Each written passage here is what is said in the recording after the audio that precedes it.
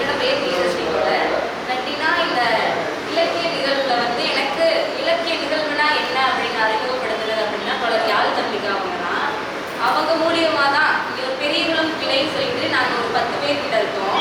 பெரியகுளத்தில் எந்த ஒரு இலக்கிய நிகழ்வு நடந்தாலும் நாங்கள் முன்னாடி வந்து நிற்போம் போல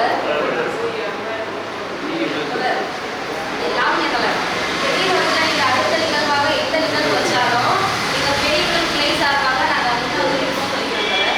தேனிக்கு வர ட்ரை பண்ணுங்க. தேனிக்கே வந்தாலும் ரொம்ப சந்தோஷப்படுவோம். Okay colour.